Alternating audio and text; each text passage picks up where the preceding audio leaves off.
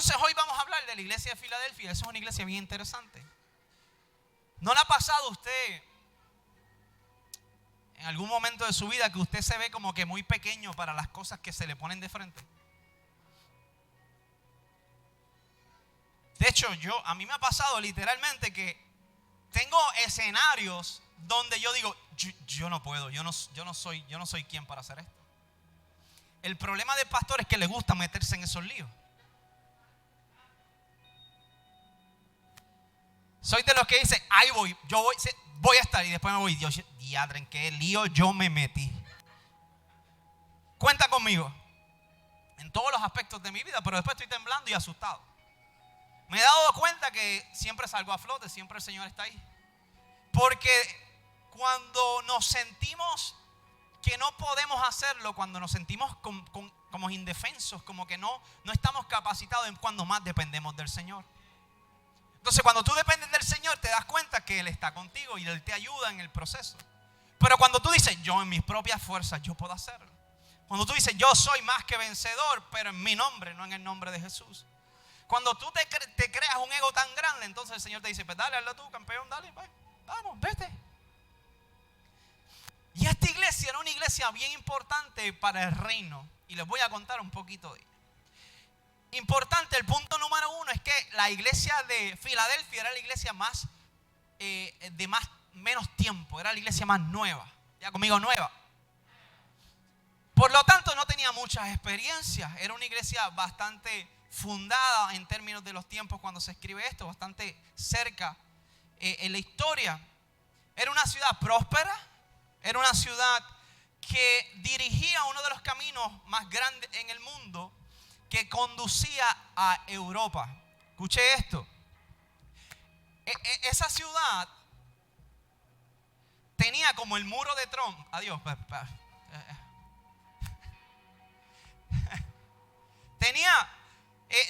Se distribuía con varias ciudades y tenía fronteras. Lo digo para que lo entiendan. Entonces, esa ciudad tocaba con otras ciudades importantes. Fíjese esto, porque ahorita vamos a hablar el texto, y esto es importante en la historia. Diga conmigo fronteras. Diga conmigo puertas. ¿Está bien? Entonces tenía fronteras y se le conocía como la puerta de Oriente. En otras palabras, el lugar donde estaba ubicada daba paso a ir a lugares más grandes, a ir a lugares o territorios adicionales. Entonces estaba posicionada bien estratégicamente. Como le dije, tenía fronteras y era parte de la entrada a Europa. Tenía muchos edificios, le llamaban la pequeña Atenas, porque era como una ciudad bastante desarrollada. Era una ciudad que literalmente en el lugar que estaba ocasionaba o experimentaban terremotos constantes. ¿Está bien? Entonces, siempre estaban temblando. Tiembla así un poquito, así, como que tiemble. Dale, tiembla. Entonces, esa ciudad estaba así. Ellos experimentaban a cada rato muchos terremotos frecuentes. Entonces, como todas las demás ciudades, Filadelfia también tenía templos a dioses. Eso nos faltaba en los lugares donde la iglesia iba creciendo. La iglesia crecía en lugares donde se levantaban altares a dioses paganos, a diferentes dioses de la cultura griega. Ahí estaba formándose la iglesia. Y nosotros estamos aquí bien comoditos. ¿Cuántos están cómodos? Aquí ni una mosca nos hace daño, aunque ahora se están levantando. Ahora lo estamos viendo de forma mediática, de diferentes aspectos contra la familia.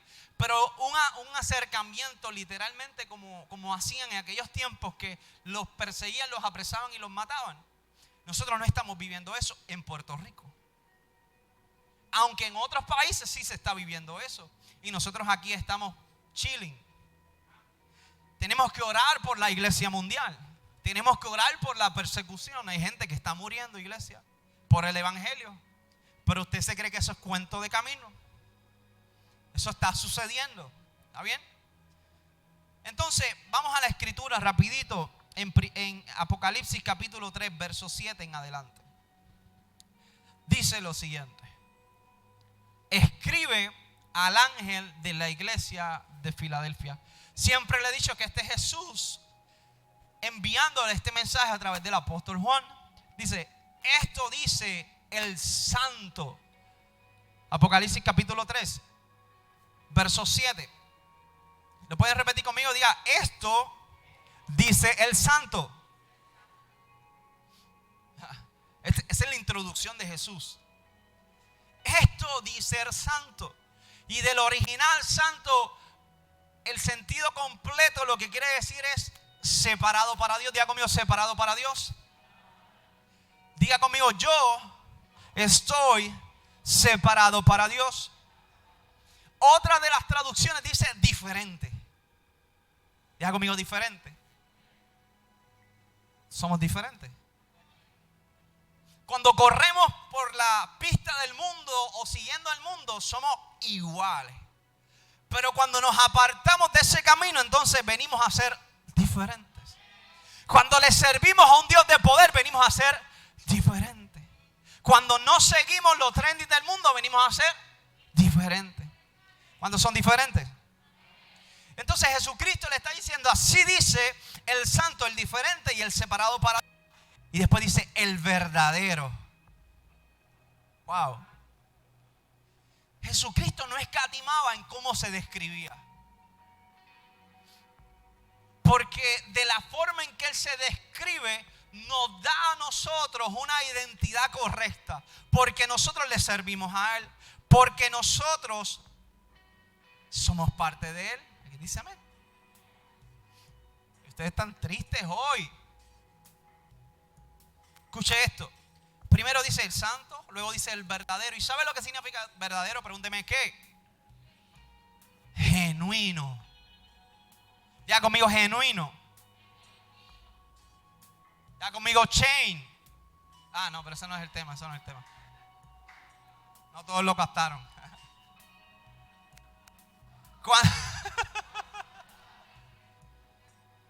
Está bien. Ya conmigo, China. No, eso no. Miren esto. Jesús, en esta palabra del original, quiere decir que es algo verdadero, algo genuino. ¿Cuántos han comprado cosas copiadas o réplicas casi exactas? Para no irme por las damas y darle duro a las damas, porque la pastora siempre me coge en casa y me da palo. Escuche esto. Usted ha comprado medicamentos que no son los originales, pero son los bioequivalentes o son, ¿cuál es la otra palabra? O genéricos. ¿Sabe cuál es la gran diferencia entre los genéricos y los originales? Que los genéricos esperaron a que se le venciera la patente al original, que fue el que invirtió dinero en investigación, que fue el que metió millones de dólares en trabajar el mercadeo, trabajar los resultados, en hacer estudios clínicos y todo eso. Se tardó 10 años aproximadamente haciendo un medicamento y se le vence la patente en 10 años, o sea, son 20 años, 10 en crearlo aproximadamente, algunos que mucho menos. Ahora con esto de la pandemia, ustedes saben, un par de meses ya hicieron la vacuna, pero eso es otro tema. Entonces, escuche esto. Un medicamento se tarda sobre 10 años. Yo trabajo en farmacéutica, llevo 10 y pico de años trabajando en la farmacéutica. Un producto, un medicamento, no una Tylenol, pero estamos hablando de medicamentos para cáncer, medicamentos para HIV, medicamentos para la diabetes, etcétera. Tardan sobre 10 años. 10 años le dan en patente. Cuando se le vence, viene Cheo con la compañía 1, 2, 3 pescados y dice: yo quiero ver los ingredientes porque ya son públicos, yo quiero ver toda la información de ese medicamento y lo hago en mi marquesina. Y no invertí los millones de dólares, no invertí todo en científicos, en pruebas experimentales y nada de eso. Entonces me sale más que barato. Pero básicamente es lo mismo. Compren el original. Y muchas veces, ¿sabe lo que hace? Es que la misma compañía que tira el original hace el genérico. compre el original. Yo trabajo para Johnson & Johnson y nosotros todos los medicamentos que hace Johnson & Johnson por receta, a mí me los dan gratis. A mí, a mis hijos, a mi hijo, a mi familia. Por el plan médico. Y fui una vez a Walgreens, los otros usted lo sabe, y le pido un medicamento, yo creo que era no sé para quién era, no me acuerdo. La cosa es que me da un nombre diferente al medicamento que yo pedí y me está cobrando un deducible. Y yo le digo, mire manita, este no es el que yo te pedí. No, es que el genérico, eso es lo mismo. Sí, pero es que el original yo no pago por eso. Yo quiero el original. Sí, pero es que, ¿sabes? Ellos siempre tratan de enviarte que compres el bioequivalente o el genérico y no quieren darte el original. Yo, me das el original. Entonces siempre usted va a darse cuenta que casi siempre le van a querer dar el genérico. Pero aquí Cristo se está diferenciando de los genéricos. Aquí Cristo se está diferenciando de los bioequivalentes. Aquí Cristo se está diferenciando de lo que parece ser como Él. Porque Él dice, yo soy el original. El que te está enviando esta carta no es el hecho en China. Tranquila. Me emocioné, perdonen. El que te está enviando la carta es el verdadero. Wow. Es real. Dice, el que tiene la llave de David. Wow. Dame seguir. El que tiene la llave de David, el que abre y ninguno cierra. Y cierra y ninguno abre. El que tiene la llave de David. Ya conmigo, el que tiene la llave de David. Y esto es una referencia a Isaías capítulo 22, verso 20. Se usa esa misma frase, llave de David. Ya conmigo, llave de David. ¿Sabe lo que significa llave? En ese contexto significa autoridad y poder. ¿Sabe lo que pasaba cuando el rey David daba una orden? Tenían que obedecerla. ¿Sabe qué pasaba cuando el rey ponchaba una carta real y un decreto? No había vuelta atrás. Entonces Jesús está diciendo, número uno, el santo, el que es separado y diferente para Dios. Número dos, el verdadero, el que es genuino, el que es real. Y número tres, el que tiene el poder y la autoridad para abrir puertas y para cerrar puertas. Diga conmigo, puertas. ¿Qué pasa con las puertas? Cuando usted abre una puerta, usted tiene un acceso. Usted tiene una oportunidad. ¿Sí o no?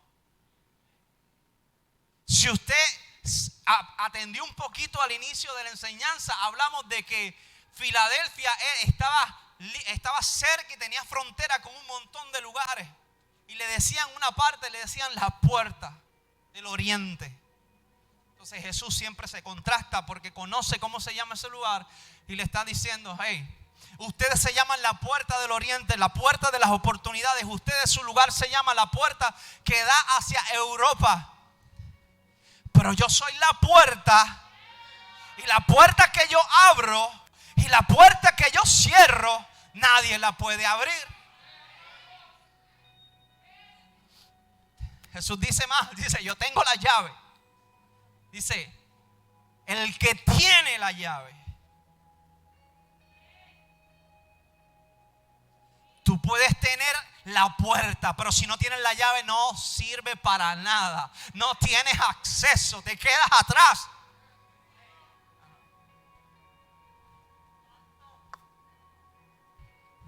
Dale gracias a Dios que tenemos a Jesús en nuestra vida, porque Jesús es el que tiene la llave. No tan solo tiene la llave de las puertas, sino dijo, tengo las llaves del infierno, de la muerte. A ese es el que tú y yo le servimos, a aquel que tiene la puerta para abrir, la llave para abrir la puerta o para cerrar la puerta. ¿Nunca lo han dejado encerrado en algún lugar que le cierran el candado o la llave? Le puede dar patadas a la puerta, puede tratar de tirarse por la ventana, pero usted no va a poder salir. A menos que sea como la pastora, que hace mucho tiempo tuvimos como que varias ocasiones donde dejamos las llaves de la casa dentro de la casa. Y me obligaba a meterme por una ventana. Esas son las ventanas que tienen los cristalitos que tú los sacas. Ahora le pusimos rejas hace un tiempo integradas y toda la cosa. Ahora no hay quien se meta por ahí. Yo tenía que quitar varias ventanas. Y yo decía que nadie me vea que estoy haciendo esto, pero después lo pueden hacer fácil. Y me metía. De hecho, 2 o 3 veces metimos a Ezequiel como 2 veces. Ezequiel, vete y ábrenos la puerta, seguro. Pero la puerta significa en este contexto oportunidad. Diga conmigo, oportunidad. La iglesia estaba en un momento específico, estaba en un momento importante en su vida. Y el Señor le está diciendo, yo soy el que tengo la llave, yo soy el que tengo el poder. Y ese es el que te está escribiendo. Y algo bien interesante para que tú te lo lleves hoy para tu casa. Cuando el Señor te cierra una puerta, no hay nadie que la abra. Aunque te quieran meter, aunque quieras venir como SWAT y meterle. Cuando el Señor cierra puertas, no tan solo es porque Él quiere cerrarla, sino porque te está cuidando. Pero a veces, aunque sepamos que nos está cuidando, sabemos que el Señor está cerrando esa puerta, usted quiere meterse como quiera. A veces nos queremos meter y hacemos fuerza. ¿Y sabe lo que decimos, Cheo? ¿Sabe lo que decimos? Estoy en guerra, el enemigo se ha levantado. Y voy a guerrear para que esa puerta se abra. Si tuvieses un poquito más de conexión con el Señor, sabrías que ese es el Señor mismo que la está cerrando. Entonces te va a pasar como le pasó a los fariseos que estaban peleando con el mismo Señor. Te va a pasar como el apóstol Pablo, que cuando Jesús lo detuvo y le dijo, hey, a mí es el que me estás persiguiendo. Yo le hubiese dicho, bacalao.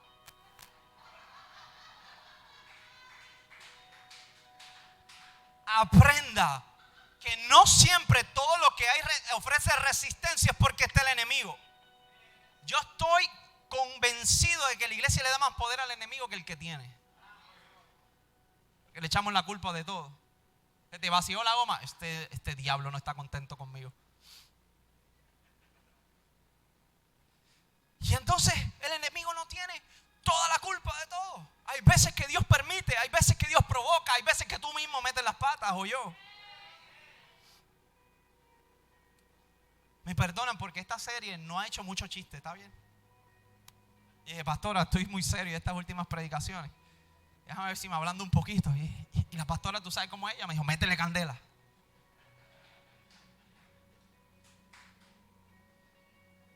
Entonces entienda que tú y yo le servimos a un Señor que tiene las llaves para todo lo que puede abrirse en nuestra vida. Lo que pasa es que hay veces que no le da la gana de abrirnos las puertas.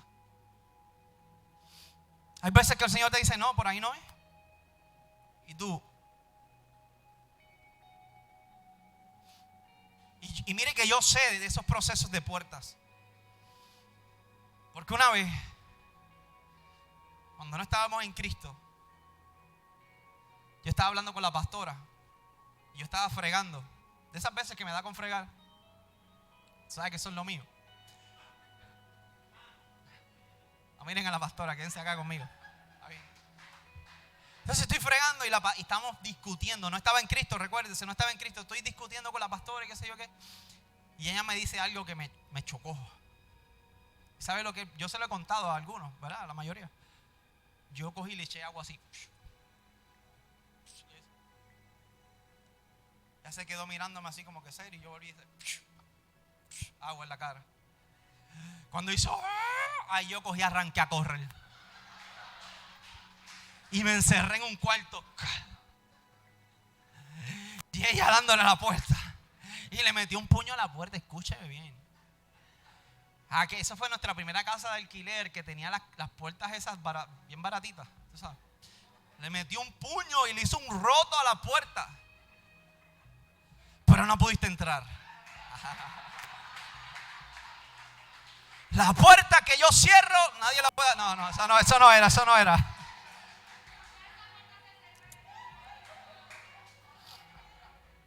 Varones, sean fuertes y machos. No corran. Ya esa puerta está cerrada, exactamente. Eso fue cuando no estábamos en Cristo. Ahora no hacemos eso. Ahora ella me mira, me abre los ojos y ya yo me...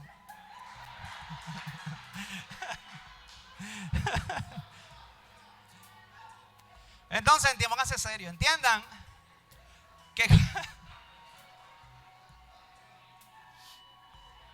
que cuando el Señor abre puertas en nuestra vida, tenemos que pasarlas. Hay veces que... ¿Sabes qué? Yo he dado consejería a mucha gente acá, que a veces les tengo que decir, si el Señor abre la puerta, entra. No tengas temor, no sigas tratando de evitar esas experiencias. No. Entra, date la oportunidad. Porque a veces nosotros mismos somos los que no queremos entrar a la puerta. Es como el caballo que está agarrado de un balde. Ustedes lo han visto, de una silla. ¿Han visto esa foto? Hay un caballo amarrado de una silla. El caballo así, mira. Mire, caballo, levántese, camine. Llévese la silla enredada. Entonces a veces nosotros nos comportamos así. Hay puertas abiertas y no queremos entrar. Y entienda y trate de discernir el tiempo perfecto del Espíritu Santo. Cuando el Señor abre la puerta, entre. Cuando la cierre, usted haga otra cosa. Busque otra. Busque la que esté abierta. ¿Está bien? Entonces el Señor le está hablando a esta iglesia de esa manera. Y le dice, yo soy el santo, yo soy el verdadero. Yo tengo la llave, tengo la autoridad. Y cuando yo cierro puertas, nadie la abre. Y cuando la abro, nadie la cierre. Escucha esto, iglesia. Es importante entender que la llave de David también significa admitir o excluir. Hay veces que Dios admite, hay veces que Dios excluye. Número 8, el verso 8 dice, yo conozco tus obras. He aquí, he puesto delante de ti una puerta abierta. Wow. ¿Ya han conmigo puerta abierta? Yo conozco tus obras. Siempre el Señor a todas las iglesias le dijo lo mismo. Yo sé lo que tú estás haciendo. Yo no soy un Dios que está de lejos, yo soy un Dios que está cerca. Y como yo estoy cerca, yo sé el corazón, yo sé lo que estás haciendo, yo sé lo que estás haciendo bien, sé lo que estás haciendo mal. Yo te conozco porque hay intimidad, porque yo estoy cerca. Dice, aquí he puesto delante de ti una puerta abierta, la cual nadie puede cerrar. Primero el Señor dice, yo soy el que tengo la autoridad, yo soy el que tengo la llave. Y luego le dice, yo te abro una puerta. Yo te tengo una puerta abierta. ¿Cuántos pueden declarar eso conmigo? Yo tengo una puerta abierta en el nombre de Jesús. Yo tengo una puerta abierta. Que hay 2 o 3 que no creen eso, Vanessa, tan mal. Hay que orar por ellos. Dice, puesto delante de ti una puerta abierta, la cual nadie puede cerrar. Y recuérdese que esa iglesia estaba en un lugar. Y algo que no les dije de ese lugar es que era una ciudad nueva y la estaban utilizando para traer en la cultura griega a ese lugar. La visitaban gente de diferentes lugares y ellos querían seguir expandiendo la cultura griega. Entonces era una oportunidad también para el evangelismo. Era una oportunidad para levantar el evangelio. Entonces el Señor le está abriendo una puerta. Están en un lugar que están queriendo implantar una cultura y ellos podían también implantar la cultura del reino, la cultura del evangelio. Entonces dice, la cual nadie puede cerrar porque, después le dice, porque aunque tienes poca fuerza, has guardado mi palabra y no has negado mi nombre. En otras palabras, Dios abre puertas para aquellos que guardan la palabra. Dios no puede abrir puertas a lugares que las obras que están haciendo se alejan de Él. Iglesia, Dios no te puede abrir puertas si la voluntad detrás de eso que tú estás buscando no tiene nada que ver con tu propósito ni con el reino.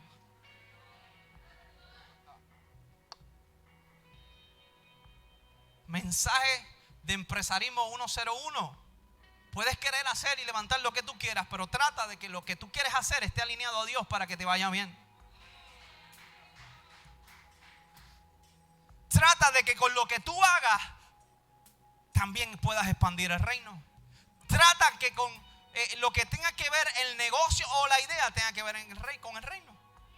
¿Están conmigo? Entonces le está diciendo, tienen una puerta abierta, tienen poca fuerza. No significa que la iglesia no tiene el poder de Dios, significa que quizás se veían como poquitos. Se veía como una iglesia chiquitita, diga conmigo chiquitita, pero con el acento chiquitita. Yo cuando yo leía y estudiaba un poquito esto, me vino a la memoria esta iglesia de viejitas con el pelo blanco. Que son 5, son 10. Pero lo que trae ahí, lo que hay ahí es fuego. Lo que hay ahí es una unción que tú entras y te caes. Porque son gente de oración, son gente de ayuno, son gente de intimidad con el Espíritu Santo. Y nosotros las vemos y decimos, ay, esa iglesia bendita, es triste, me da pena. No.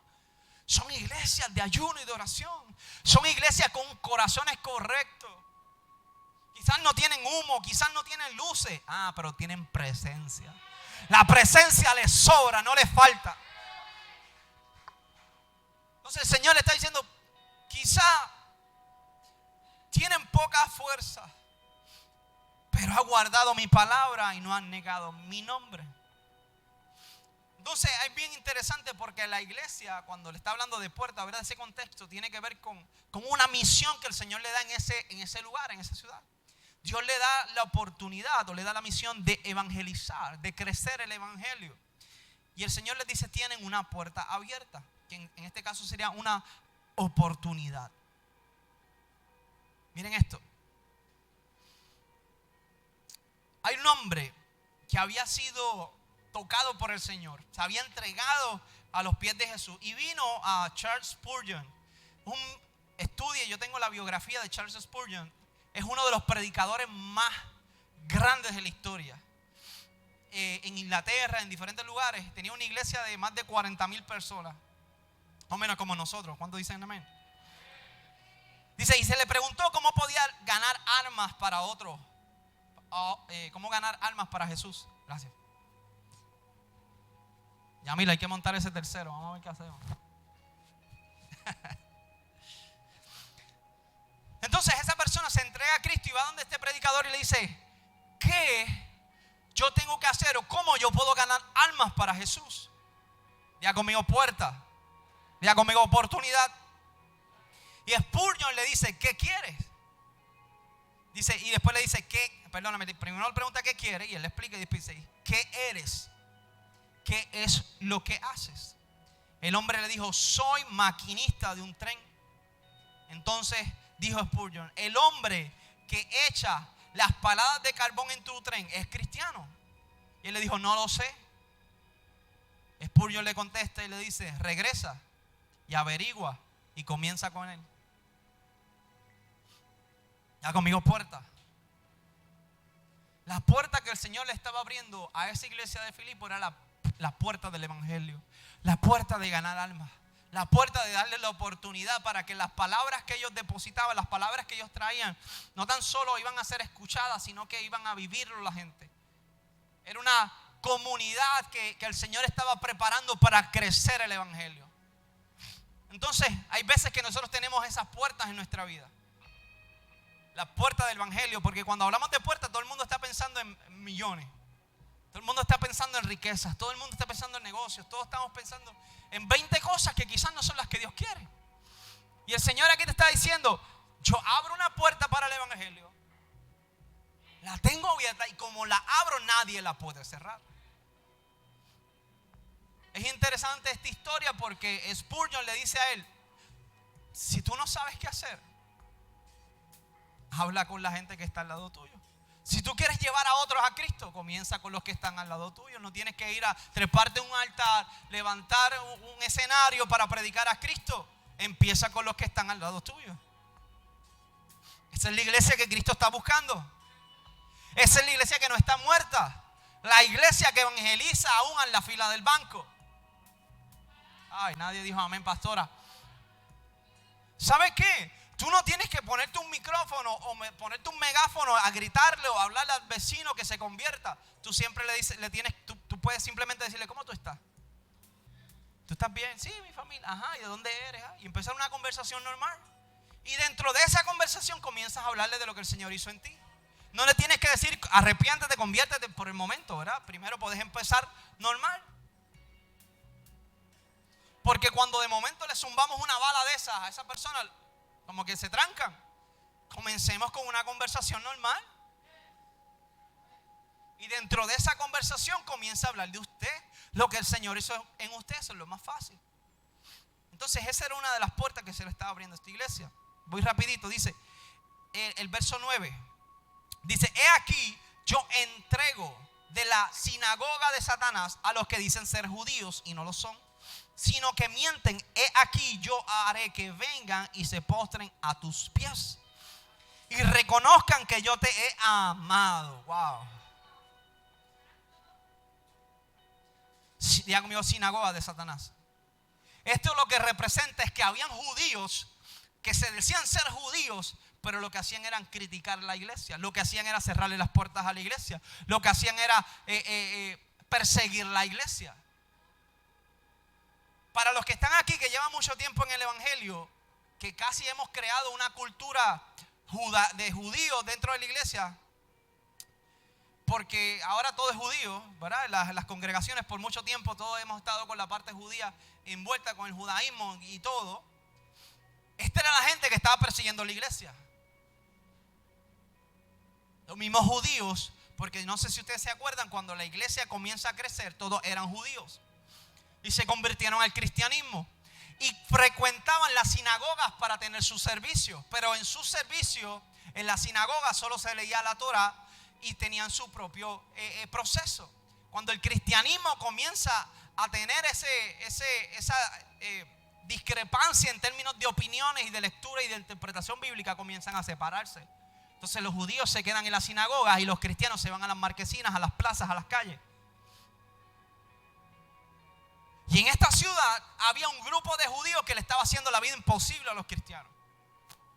Y el Señor, ¿sabe lo que comienza a hacer? Le está diciendo, esa gente dice ser judío y no lo son. Porque el término judío del original viene del hecho de que aman a Dios.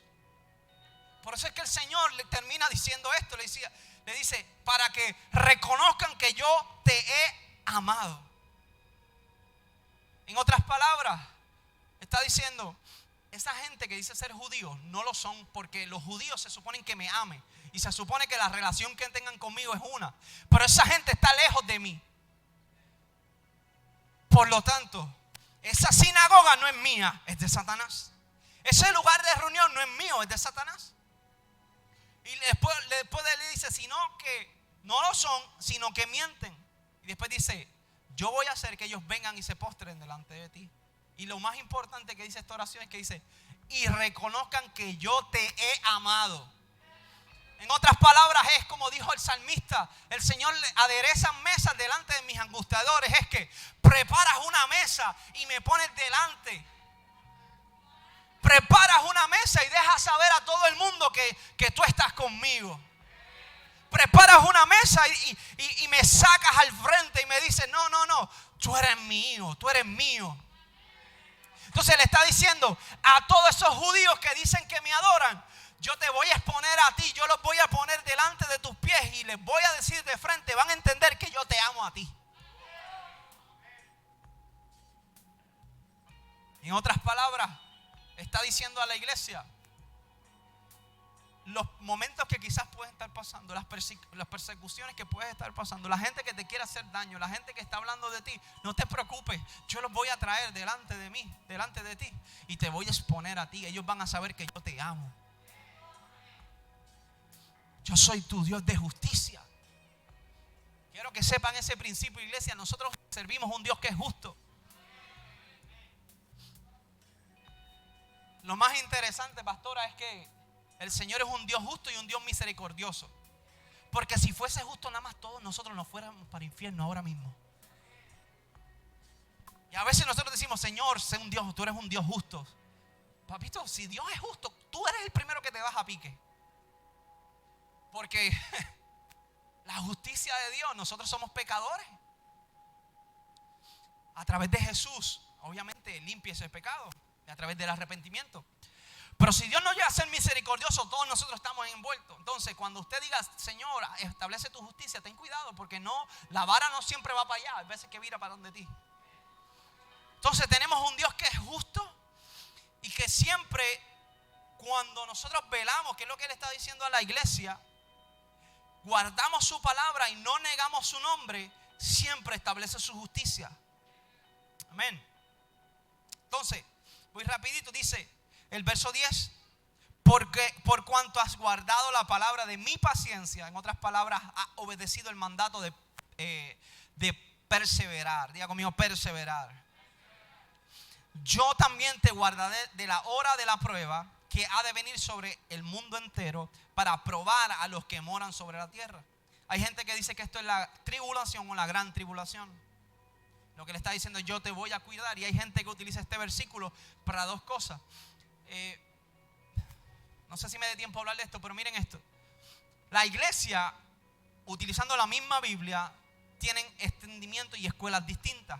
Hay gente que dice que no, la iglesia no va a pasar por la tribulación o por la gran tribulación.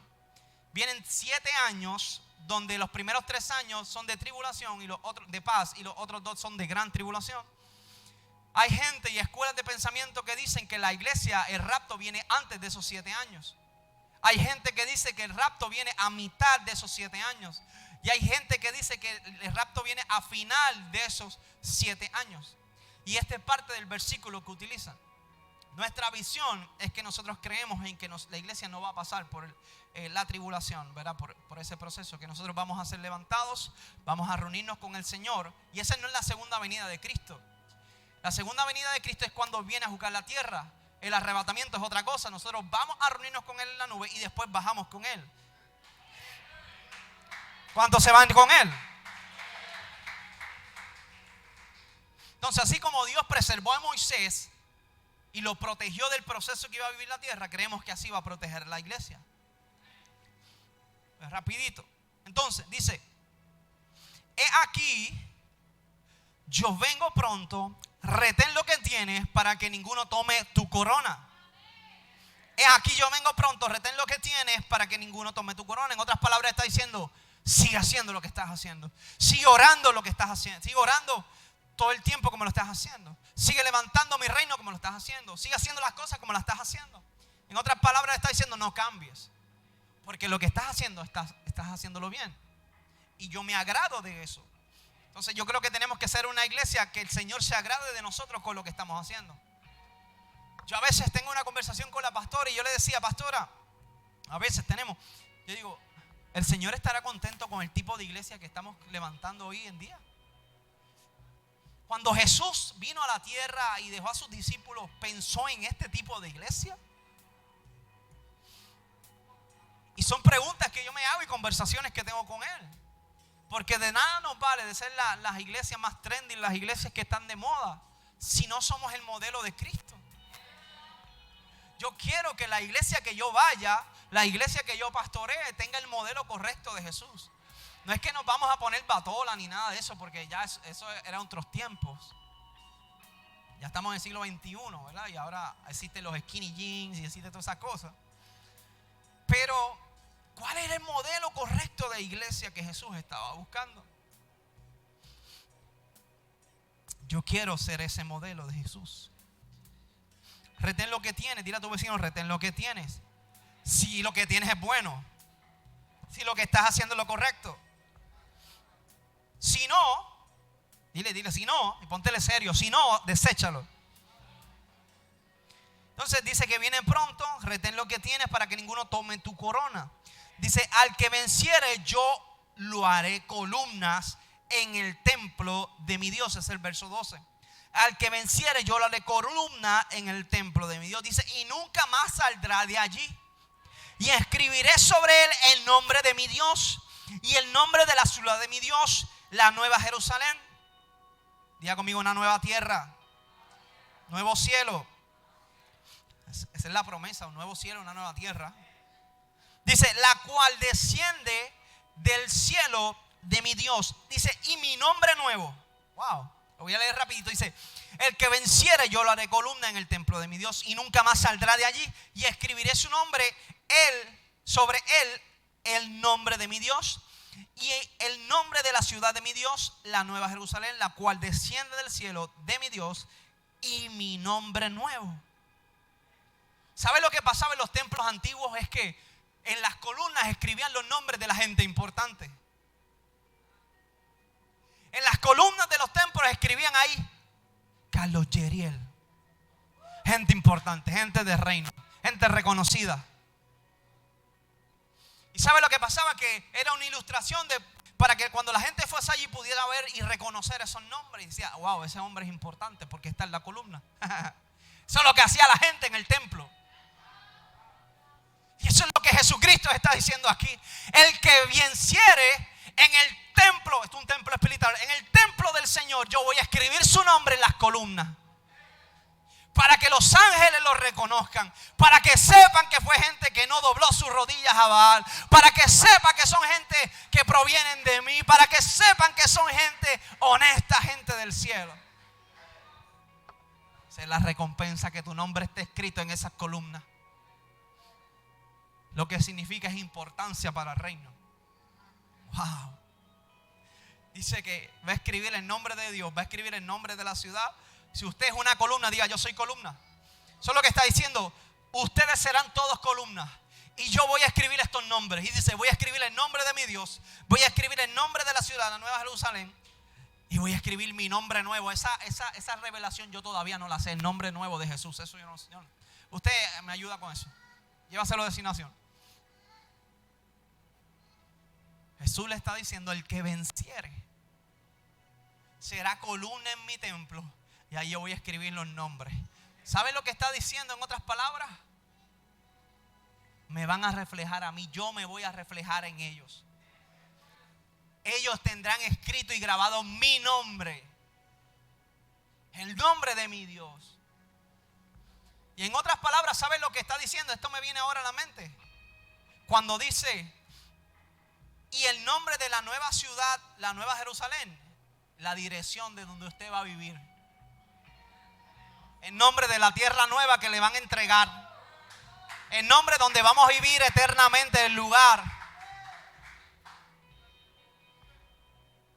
¿Cuántos quieren vivir para siempre con el Señor? ¿Cuántos quieren vida eterna? Esta es la promesa del Señor. Hay vida eterna. Y luego el verso 13 dice, y el que tiene oídos, oiga lo que el Espíritu le dice a las iglesias.